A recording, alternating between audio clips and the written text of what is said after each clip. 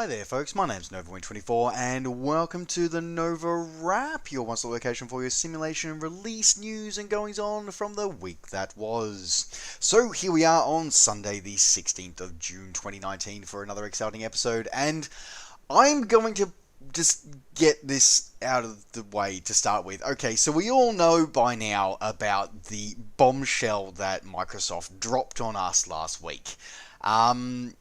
Obviously being the fact that after 7 years out of the genre, that Microsoft are coming back, and coming back in a big way.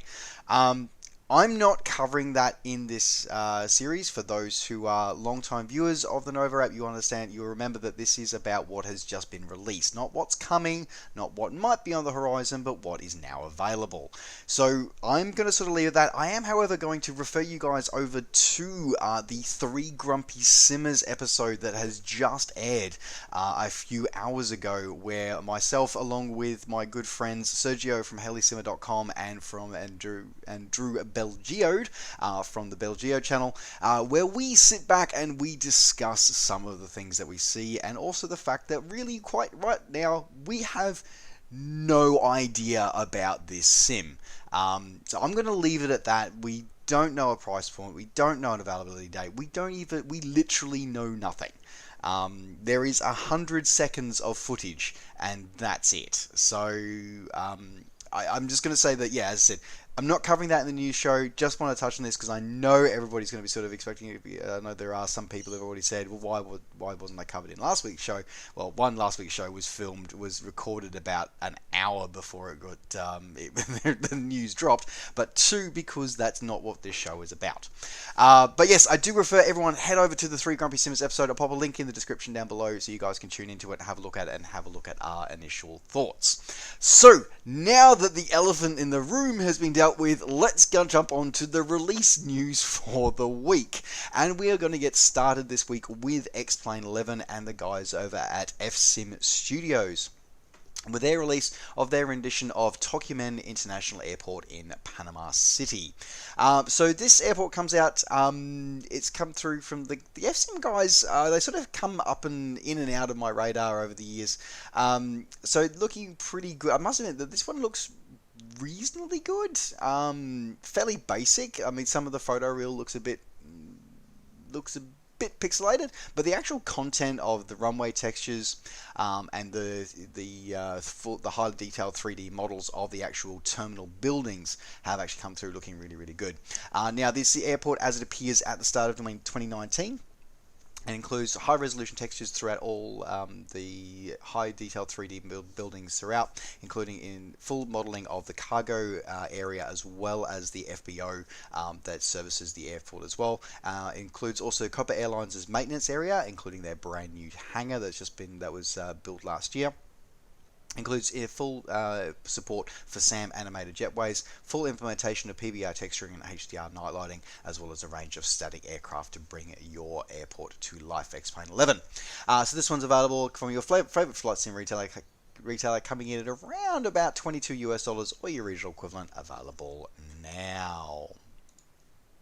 Continuing on with another X-Plane 11 release, the guys over at Runway 26 Simulations have continued. They're very understated with the way they do things. I really I do want to sort of highlight these guys. Runway 26 really let their product speak for itself.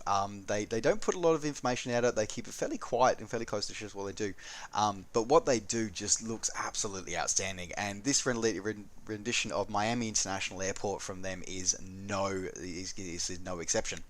So this comes through, as I said, the press release is very minimal about it. It includes custom 3D objects for the airport and the surrounding area, handcrafted ground textures, as well as combining with photoreal, a full implementation of a range of appropriate static aircraft and ground vehicles for the area for the airport. Full implementation of the AutoGate plugin has been included as well, along with full implementation of HDR lighting and PBR materials throughout the airport as well. And as I said, they may not say a lot about it, but it looks absolutely stunning. This one's available from your favorite flight sim retailer, coming in at about $25 US or your regional equivalent, available now. Continuing on with yet another X-Plane 11 release this week, the guys over at Vidan Design have continued their release of content over onto the X-Plane 11 platform by porting across their rendition of Aalborg Airport over onto the X-Plane 11 platform. So this is an airport which obviously services the town of Aalborg, which is in northern Jutland region. It's a dual-use civilian and military airport. Again, this is a port over from their ESP platform, one that was released. I'm pretty sure it was the start of this year or the end of last year. So the layout of the airport appears as 2018. Now, this includes high definition textures throughout, created from on-site photography, as well as full implementation of highly accurate 3D models of all terminal buildings, both on the civilian side and on the military side as well. Full implementation of HDR lighting, including dynamic apron lighting, has been included as well. A set of orthographic scenery, photoreal scenery, has been included for the surrounding area as well, along with custom model support, ground support vehicles, and static aircraft throughout as well. So, looking pretty cool, coming in at a pretty standard price for these guys, coming in $19 US, or regional equivalent, available now from your favorite flight sim retailer. Moving out of X-Plane 11, moving into the world of the ESP, and starting with Prepared V4 exclusive release this week. Aerosoft has continued, and along with Simwings, have continued their rebooting of various scenery products into their professional range, marking it as Prepared V4 exclusive. This week with their release of Canary Islands Tenerife South Professional Edition. Basically, no real changes. It's just a straight reboot and make it recompile it, make it compatible with Prepared V4. It does, however, include now, which I believe is the first time Simwings have done this now, it now includes PBR compatible materials, along with the update of the dynamic lighting and a few other things as well. Now, what does that mean? That means that this release is designed for all versions of Prepared V4. However, obviously, the PBR materials will only be implemented on Prepared V4.4 and above. That also is required for the wet ground effects on the ground, and also the wet rain effects on the glass on the buildings as well. Otherwise, as I said, pretty much standard. It hasn't really changed anything else there. You've got SODE jetways, compatibility, standard 3D modeling, as well as photoreal scenery images for the surrounding airfield as well. What they have also included this time as well, which I don't believe was in the previous iteration, is they have also included, this is primarily Tenerife South Airport in the full fat version, as it were, but it does include an updated sort of light scenery which overhauls it from at least the very basics of the default version of Tenerife North as well, giving you a couple of bits of dynamic lighting and some animated jetways. So minimal stuff, but it does come through for that one. Now that one's coming in available from Aerosoft's website, available for $31 US, or your regional equivalent, available now. Continuing on with more ESP releases, the guys over at Mag Mexico have provided their release of Monterrey International Airport, Mexico. Look, this one's looking fairly basic, especially considering the price tag. Look, it looks like, as I said, I'm struggling to find information about this one. Like the screenshots that they've produced, that MagMax produced, seem to be more about the surrounding area rather than the airport itself. Which, in a way, as a low and slow flyer for myself, I'm pretty cool. I'm pretty happy with that. Also includes things like, for example, the tunnel that goes underneath the airport, along with a couple of road bridges as well. So there's a lot of interesting stuff there, but seems to be light on information about the airport itself. Does include the airport as it appears at the start of 2019, so it is up to date as well, and includes all high definition 3D models of all terminal buildings, including the updates to Terminal C. Otherwise, it's just overall just looking a little bit flaky. It includes, like as I say, includes a lot of like visual references and a lot of the custom buildings for the surrounding area, so that's cool. But yeah, it just seems to be a little flaky in terms of other stuff, especially coming in at $25 US for this one. Kind of was expecting a bit more, especially with some of the photoreal or the ground texture being included. So I look at this and go, yeah, maybe we could have got a bit more detail for the price, but either way, pretty much I think it's the only rendition of Monterey Airport, so you beggars can't be choosers. But either way, if you are wanting to add this one to your collection, this is compatible with a full gambit of ESP products, everything from FSX all the way through to Prepared V4 Plus, available now from Sim Market. And another ESP release, or rather an FSX Steam Edition release. So the guys over at Alabeo ported across their Piper PA32 Saratoga 2 over onto the Steam Edition platform. Look, I'm not going to say a great deal about this because it's the same one that's been available from Alabeo for a few years now. Can I just make a call out here and say, you know what? To the Dovetail like Flight SimX like marketing team, like you've got really bloody lazy, like really lazy. In the description of this, it actually says, so I'm literally quoting verbatim from this. It says, developed specifically for Flight Simulator X and prepared. You are literally selling it as an FSX Steam Edition exclusive, so you can't port it out onto prepared. Just at least do a bit of like cleaning up your like the press release. Like seriously, guys, seriously. As I've sort of said a lot here, $25 disappointing because it's the same price as buying it direct from any other retailer, and the advantage of buying it from not buying it on Steam is the fact that if you ever were to make a move away from FSX Steam Edition into Prepared, for example, you can take this add-on with you then. Which if you buy it on Steam Edition, you can't. So as I said, like I'm looking at this going, you know what? There just seems to be. It's just the team over there are getting lazy, and I'm gonna keep. I'm now gonna keep advising you guys because there is no cost saving of keeping it or buying it on Steam. Buy it from a third-party retailer and install it on Steam. You can do that. So anyway, if you insisted on getting on Steam, as I said, it's available for $25 or your original equivalent, available now on Steam. Moving on to ground level and moving into the world of the Permanent Way, there's a latest add-on release for Dovetail Games Train Simulator 2019 with the release of the Alaska Railroad Scenario Pack. Again, I love scenario packs. It's sort of like mission pack scenario packs. I love them because it gives you sort of something challenging, something different, something new to do in your simulation experience. Pretty standard fare for this one. Comes through, gives you 10 brand new scenarios for the Alaskan Railroad Seaward Anchorage route, including voiceovers, content, over 7 hours of content to be included here as well. Obviously, this does require you to have the Alaska Railroad Anchorage Seaward route add-on already purchased in order to be able to use these scenarios. And coming in at $10, pretty standard fare, so $1 per scenario, pretty good. Happy with that one. Available now on Steam. Sticking with ground transportation, but moving into the wheeled kind, the American Truck Simulator saw a release of a couple of content pieces this week. The first one saw a new region released, which was their rendition of the Washington State region. Now, this region includes over 3,800 miles of road network and 16 new cities stretching from Canada all the way down south to the southern parts of Washington State, including Vancouver, Longview, Aberdeen, Olympia, Grand Coulee, Spokane, and Port Angeles, Everett, and Seattle all included as well. So there's a lot of stuff going on in this content pack. You've got over 20 landmark bridges, 10 original truck stops, and a slew of other features as well, including the renditions of the ports of Seattle, Tacoma, and Everett, and Mount St. Helens and Mount Rainier are also included as well. So pretty cool set, this one.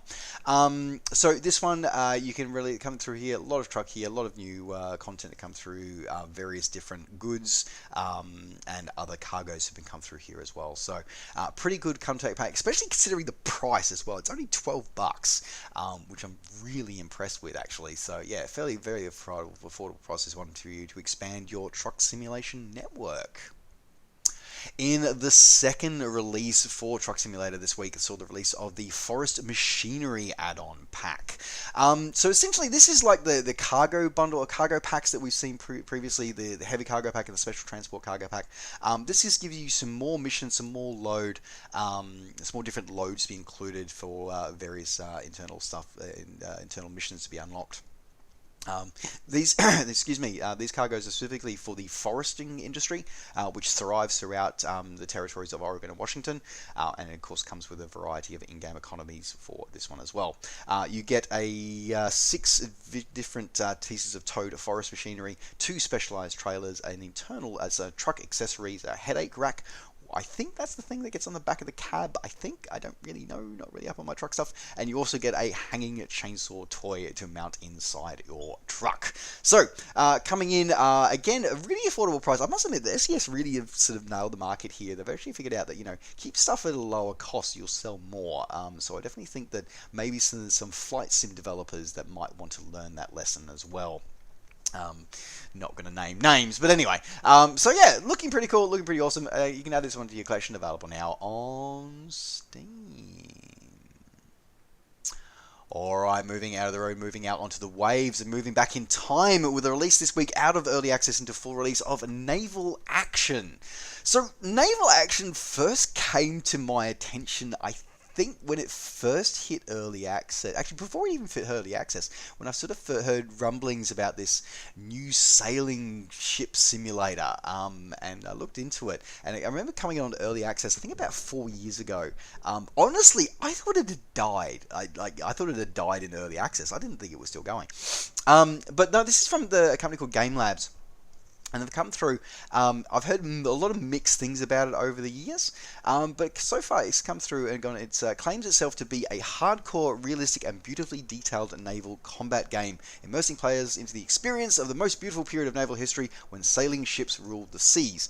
Now, not gonna lie here, I am a fan of Hornblower, both in the novel form and in the Ioan Gruffudd TV series, sort of a mini movie series.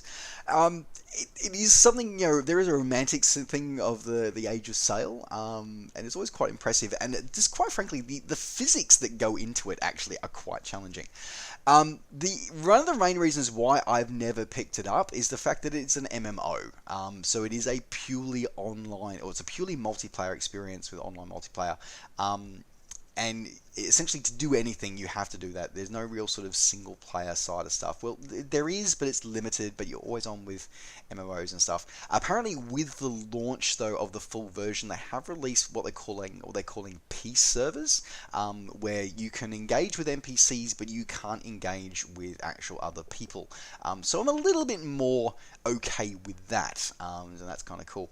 Otherwise, it goes through the whole slew of ships available. There's also quite a large amount of day one DLC with a set of a variety of different ships that are included from various different for very different nationalities throughout, along with other in-game sort of content as well, including sort of like premium content, premium DLC, and other things which are always a bit weird. And always another thing where I always don't really like some content of MMOs where if you're going to pay to change your name, and you have to pay to do liveries if you want to do to sort of change different your ship color scheme and stuff like that. So but at the end of the day, that's also a staple of MMOs. So there you go, it is what it is. But the base game though, coming in at $40 or original equivalent, available on Steam or directly from the Naval Action website, available now. And finally, rounding out the simulation releases this week, came a really interesting one that's kind of come out of nowhere, and that is Space Engine. This thing is it's early access, and quite frankly, it's nuts. Like, it's just stunning. Like, it's just, the visuals just are blowing me away. They absolutely are. So this is, in its description of itself, it's one dude. Like, it's one dude basically that made this, and he basically wanted to make an interactive 3D planetarium. that's it. That's what he wanted to do, and it just turned into this massive project it ended up being a one-to-one scale science-based universe simulator, featuring billions of galaxies, nebulae, stars, planets, all shown at their full real-world scale. Now, it's just crazy and nuts. It's got Newtonian physics. You've got various different spacecraft that are included by default. Then you can also create and design your own and implement those. There's got it's sort of not so much open source, but it is very mod friendly. It's designed to be modded from the ground up. But just visually, it is just outstandingly stunning. It combines a bit of procedural generation and best guesses from NASA, as well as like actual NASA satellite imagery. But beyond that, it just looks just gorgeous and just you just sit and watch this for hours. There's basically the core title, and then you can actually go through and get some HD textures for various parts of the universe are available as included for free. There's extra downloads, but there's no charge for them. The only piece of DLC that actually was a charge one is what they call the Pro license. Now, essentially what this is, because the other thing that you can do with this is you can actually use this to create, that's essentially a commercial use license to allow you to actually be able to use this to create your own content, or to reuse content that you say, images that you do there and sell it on, include it in your own game or sell it for your own artwork or whatever you want to do, which is really interesting and really like very far thinking of the developer to actually sort of do that, which is kind of interesting as well. Otherwise, as I said, this just looks absolutely stunning and yeah, just amazing. If you've never been to a planetarium, I highly recommend that you do it in real life, and now you can actually do it from home. Also fully VR compatible as well, which is kind of cool as well, so there you go. If you want to pick this one up, you are looking at normally $25 for the base game, which is insanely cheap. Currently on a 25% off discount at the moment as well for release. If you're wanting to pick up the professional use license as well, you're looking at an extra $60 US if you want to pick up the Pro license, available now on Steam. And with that, folks, that does now round out the Nova Wrap for this week. I just want to give you guys a heads up. I'm going to endeavor to have an episode next week, though it may be late, as I do have some travel for business next week, so I am going to be on the road a lot, and I may not have access to to as much time and hardware as I'd like. But either way, I'll do my best to get the news to you next week. Otherwise, folks, thanks very much for joining me. Don't forget, as always, to like the video and subscribe to the channel if you're enjoying these videos and want to see more. And of course, as always, you can catch up with me and all the things I'm up to between videos by finding me on Facebook and on Twitter. Just search NovaWing24. Alright, folks, thanks very much for watching. Take care, safe skies to all, and we'll see you next time. Bye for now.